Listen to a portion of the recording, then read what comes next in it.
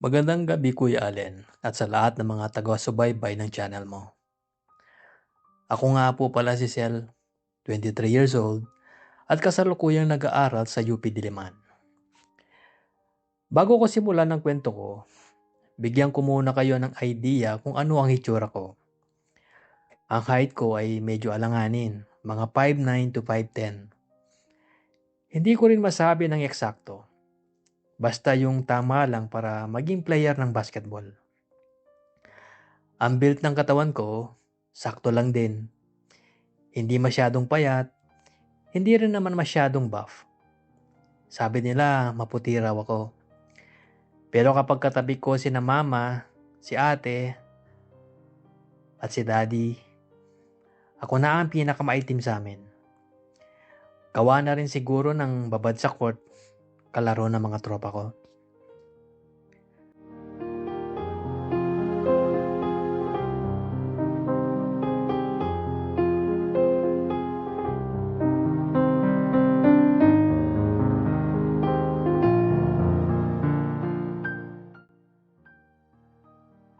Dahil sa singkit ako, madalas akong mapagkamalang Japanese. Minsan nga kapag nasa mall ako, ini-English ako ng mga sales clerk o kaya ng mga random na tao kasi akala nila tag-ibang bansa ako. Ang ending, kapag tinatanong nila ako, sinasagot ko lang sila ng unsa man. Ibig sabihin ay ano yun in Tagalog. Natutunan ko lang yun sa kaibigan kong Dabawenyo. Tapos, tatawa na lang sila kapag na-realize nilang nagbibiro lang ako. Pero Kuya Allen, hindi tungkol sa basketball o sa pagiging Japanese look ko ang kwentong ibabahagi ko. Tungkol ito sa isang karanasan na hanggang ngayon, kapag naaalala ko, ay parang nararamdaman ko pa rin ang kaba at ang excitement. Nagsimula ang lahat noong magbakasyon ako sa unit ng ate ko. Pinabantayan niya sa akin ang anak niya dahil naging busy siya sa work. Noong time na yun, bago pa lang ako sa pagbe-vape o pag-iisig. Hindi pa ako marunong mag-rebuild o kahit magpalit man lang ng cotton. Kaya talagang dumedepende pa ako sa mga shop. Eksakto naman na sa labas lang ng building ng kondo ni ate, may isang vape shop. Ang schedule nila ay medyo kakaiba. 5 p.m. hanggang 4 a.m. Tamang-tama sa mga tulad kong nocturnal at mahilig mag-stay ng up to late.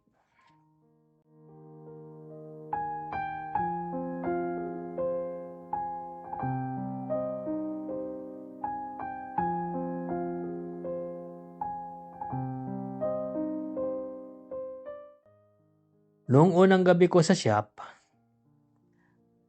ang pakay ko lang ay talagang magpapalit lang ng cotton.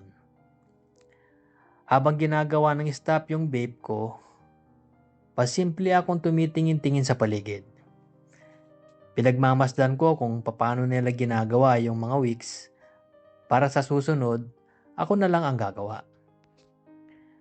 Habang naghihintay ako, may isang lalaking pumasok. Tinawag siya ng staff na sir. So, sa tono pa lang ng pananalita nila, halatang siya ang may-ari ng shop. Napatingin ako sa kanya. At aminin ko sa iyo Kuya Allen, may hitsura siya. Maganda pangangatawan, halatang regular sa gym. Nakasando lang siya noon kaya kitang-kita ang hubog ng mga braso at ang balikat niya. Dahil masikip lang ang pwesto sa counter, dumaan siya sa likod ng staff na nagpapalit ng cotton ko. Nagkadikitan sila ng bahagya dahil sa kipot ng daan. Narinig ko pang nagbiro yung staff. Tigas ka na naman sir ah. Ang sabi nito at sabay tawa ng malakas. Napatingin ako sa bandang ibaba niya. At hindi nga ako nagkamali. Bakas na bakas ang bukol sa suot niyang shorts. Mukhang totoo nga ang biro ng staff. Napaiwas ako ng tingin. Pero aminin ko, doon pa lang ay medyo nakaramdam na ako ng kuryente sa katawan. Bago ako umalis, inalok ako ng staff na, "Sir, sa susunod, pag wala kang ginagawa, tambay ka lang dito para matuto ka sa mga builds." Ang sabi nito, Oo nga eh. Wala pa kasi akong alam sa mga ganyan." Ang sabi ko naman at natawa. Dahil libre naman ang pagpapalit ng cotton, binigyan ko na lang ng tip yung staff at lumabas na ako. Habang tinitest ko yung vape ko sa labas,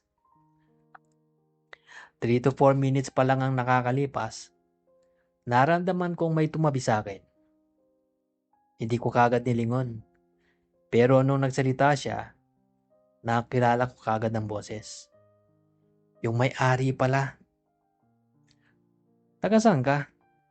ang tanong nito. "Diyan lang." Ang turo ko sa building ni ate. Natawa siya ng bahagya. "Oh, talaga? Masasungit yung mga customer dyan." Ang sabi nito at natawa. "Hindi naman. Bumibisita lang ako sa ate ko pag hindi busy sa school." Ang sagot ko naman. Sandali kami nag-usap bago ako nagpaalam na babalik na sa unit. Pero simula nung gabing yun, parang nagkamarka na sa isip ko yung itsura niya.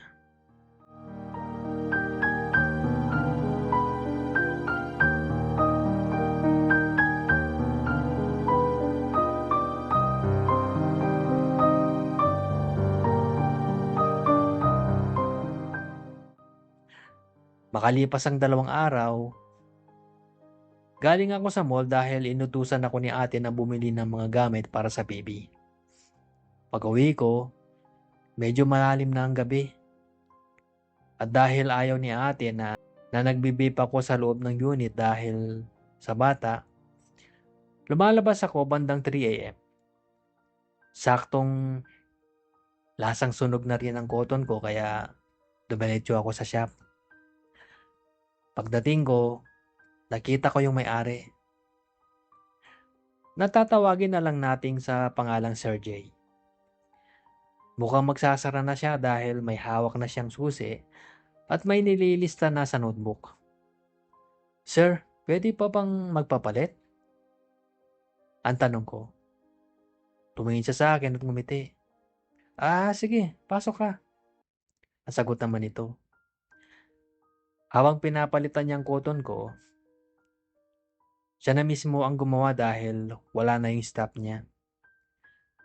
Nag-usap kami tungkol sa mga vape juice, flavors, at kung ano-ano pa.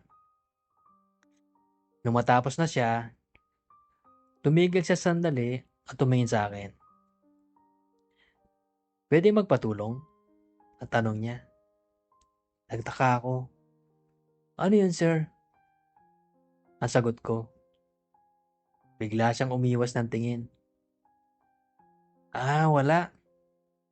Okay na pala." At saka siya napangiti.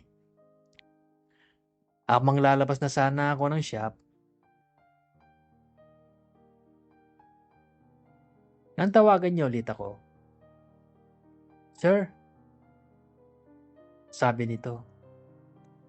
Pagtalikod ko, doon ko nakita ang isang bagay na nagpatigil sa mundo ko.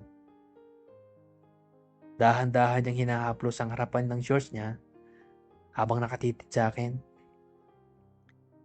Hindi ako nakagalaw.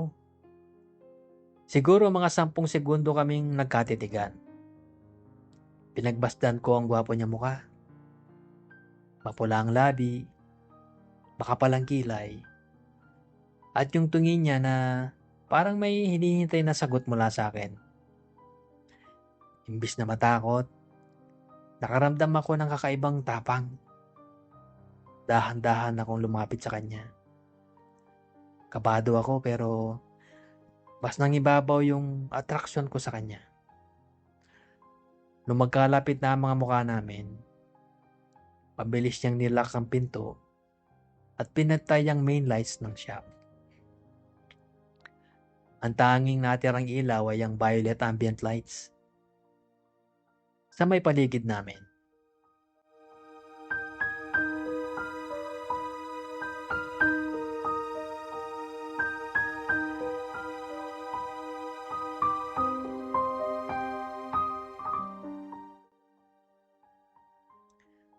Doon, sa ilalim ng malamlam na kulay na ube,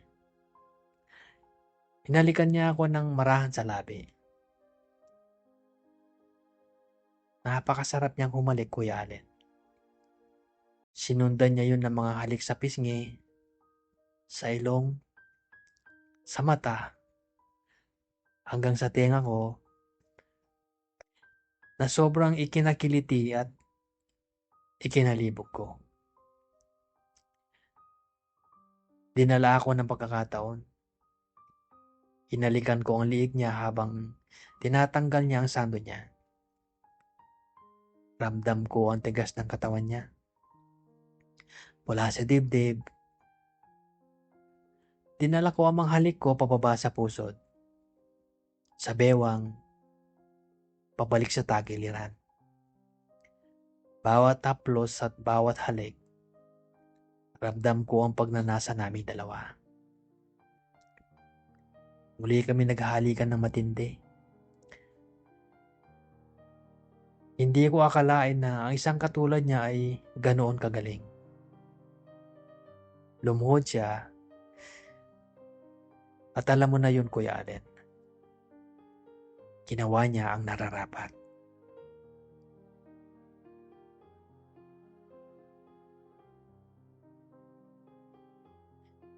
Tinuloy niya ang ginagawa niya. Halos 45 minutes din yun hanggang sa hindi ko na mapigilan.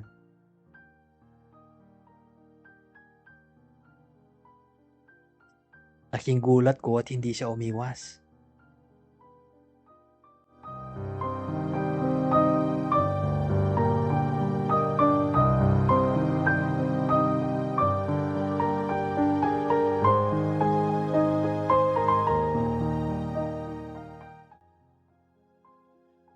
Pagkatapos nun, gusto naman niyang ako ang gumawa sa kanya. Pero habang nagsisimula pa lang ako, biglang nagring ang telephone ko. Si ate. Sel, nasaan ka na? Madaling araw na. Delikado na sa labas. Baka ma-hold up ka niyan. Umuwi ka na. Bulyaw ni ate sa kabilang linya. Doon ako nahimasmasan. Nagmamadali akong nag-ayos ng gamit. Nagpaalam ako sa kanya at ibinigay naman niya ang number niya sa akin. Doon ko lang nalaman ang pangalan niya. Pagdating ko sa unit, habang hinihingal pa ako, tinext ko siya ng isang smiley face. Nag-reply siya na, "Who's this?" Sagot ko, "Ako yung inubusan mo ng lakas kanina." At natawa siya. "Ikaw pala, anong pangalan mo?" Doon na nagsimula ang tuloy-tuloy naming usapan. Naalala ko pa nga na hindi pala ako nakapagbayad sa kanya. Kahit tip man lang para sa cotton at sa extra service. Pero sabi niya, hayaan ko na raw yun. Ngayon, Kuya Allen, madalas pa rin akong pumupunta sa shop niya. Lalo na kapag madaling araw at wala ng tao. Pero bago kami gumawa ng kahit ano, sinusiguro ko muna ang isang bagay. Sabi ko sa kanya, siguraduhin mong burado yung sa DVR ng CCTV nyo. O kaya, patayin mo muna bago ako pumasok. Ayaw nating may ebidensya, di ba? Maayos naman kami ngayon. Minsan nagpapahiwatig siya na gusto niyang maging kami. Pero sa ngayon, tumatanggi muna ako. Bukod sa nag-aaral pa ako sa UP, alam ko sa sarili ko na ang ganitong setup ay sakit sa ulo kapag naging seryoso. Sa ngayon, ini-enjoy ko muna ang pagiging Japanese student na mahilig mag-vape tuwing madaling araw. Salamat sa pagbabasa, Kuya Allen, at more power po sa channel mo.